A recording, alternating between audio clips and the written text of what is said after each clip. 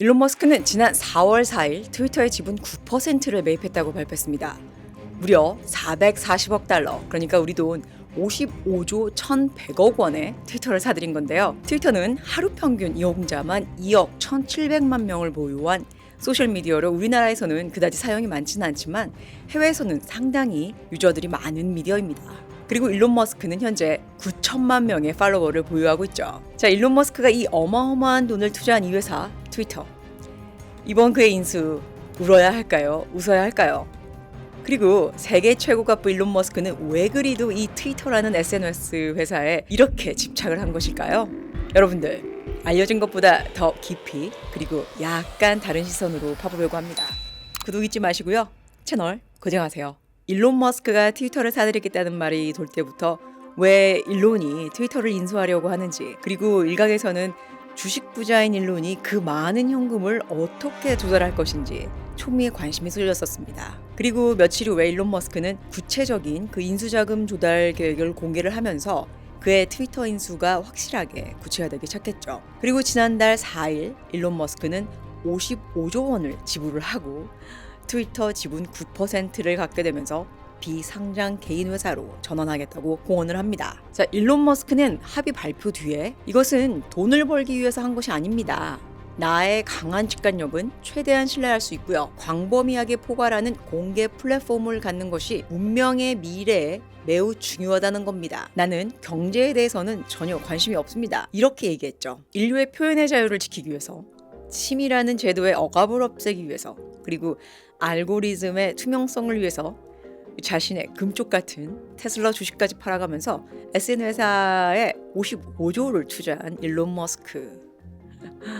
저는 일론 머스크가 세계 최고 부자이기 전에 다양한 분야에서 혁신적인 업적들을 쌓아올린 천재적인 사람이라는 것에서 정말 존경과 박수를 보내는 팬 중에 한 사람인데요. 그리고 여러분들 기억하시겠지만 이번 우크라이나전에서 스타링크 인터넷 위성을 지원한 그 사건은 거의 헐리우드급 울트라 감동이었습니다. 그런데 이번 트위터 인수에서 보여주는 일론 머스크는 인류 문명의 미래를 위해 이런 거창하고 미화된 플랜 이전에 다른 계산을 먼저 하고 있지 않나 하는 게 저의 강한 직관력인데요. 자, 왜 제가 그런 생각을 하게 됐는지 지금부터 시작하겠습니다. 제가 늘 먼저 말씀드리는 거지만요, 이것은 지극히 저의 개인적인 의견이라는 점 여러분들 잊지 마시기 바랍니다. 트위터는 일론 머스크에 있어서 그의 왕국이나 다름없습니다. 저 또한 일론 머스크의 팔로워인데요, 현재 그의 팔로워는 9천만이 넘죠. 우리나라 인구보다 많습니다. 그리고 그렇게 바쁘고 많은 일들을 하는 일론 머스크 사장님은 언제 그렇게 트윗을 하는지 하루에도 수없이 많은 트윗을 날립니다.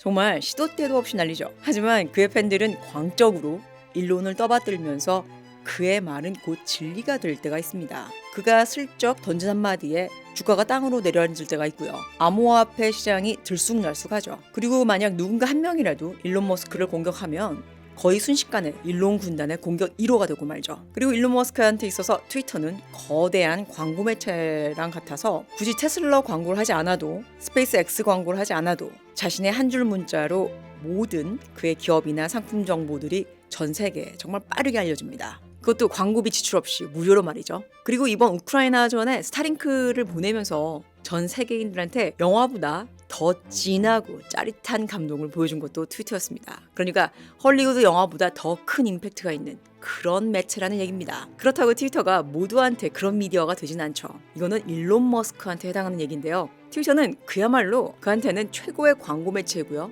소비자와의 다이렉트한 그러한 소통 매체이죠. 그리고 일론 머스크한테 정말 가장 똑똑한 홍보실장이고요, 듬직한 보디가드이자 법보다 더 무서운, 그리고 어쩌면 가장 앞서 나가는 프로파간다 미디어가 아닌가 하는 그런 생각이 들었습니다. 그러면 일론 머스크는 그냥 인기 있는 인플루언서로 그냥 있지 왜 그 많은 돈을 들여서 굳이 샀느냐. 자, 여기서부터인데요.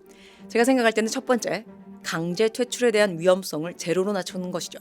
본인이 주인이 돼야지만 이 비상장 회사로 전환해야 주주와 규제 당국의 간섭을 피해서 일론 머스크의 뜻대로 정책을 변경할 수 있기 때문이죠. 그리고 규정을 어겨서 강제 탈퇴 당할 걱정을 안 해도 되고요. 여러분들 기억하시겠지만 2021년 1월 8일 미 전 대통령 도널드 트럼프 대통령의 트위터가 폭력을 더 조정할 위험이 있다면서 영구 중단을 하죠.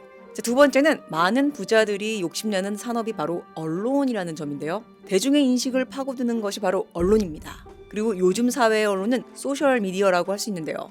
트위터만큼 속도 빠르고 최고의 충성도를 보이는 이런 팔로워를 가진 이만한 미디어가 없는 거죠. 바로 트위터의 9천만 팔로워라는 바로 이 점입니다. 이런 점에서 이 일론 머스크의 이번 트위터 인수는 인류를 위한 것보다는 본인의 그 자유로운 자아 실현에 있다고 생각하는데요. 그래도 인류에 도움이 되지 않을까 하는 이런 생각을 했다가 일론 머스크의 역설을 발견하고 말았습니다.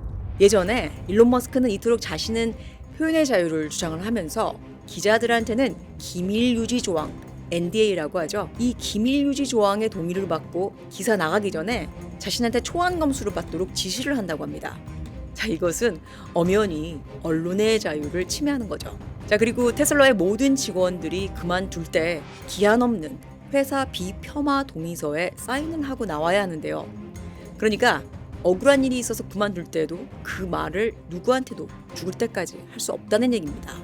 여러분들 우리나라 동화 임금님 귀는 당당히 귀 이야기 아시죠? 그러니까 회사를 관두고 회사 불평을 하려면 먼저 이 회사 비폄하 동의서 중재를 먼저 하고 소송을 걸어야 하겠죠. 참 복잡합니다. 그러니 누가 감히 하겠습니까? 이런 일론 머스크와 관련된 다수의 역설적 사건들이 이번 인수를 많은 사람들로 하여금 그가 이야기하는 언론의 자유, 표현의 자유가 무엇인지 그 해석에 다른 시각을 갖게 하는 건데요. 자신은 모든 표현을 자유롭게 할 수 있고요.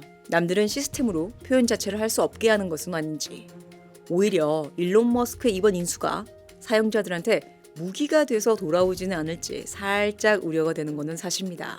또한 일론 머스크의 입맛대로 만들어진 미디어가 가짜뉴스 탄생의 시작점이 되지 않을까 하는 그런 우려가 들기도 하는데요.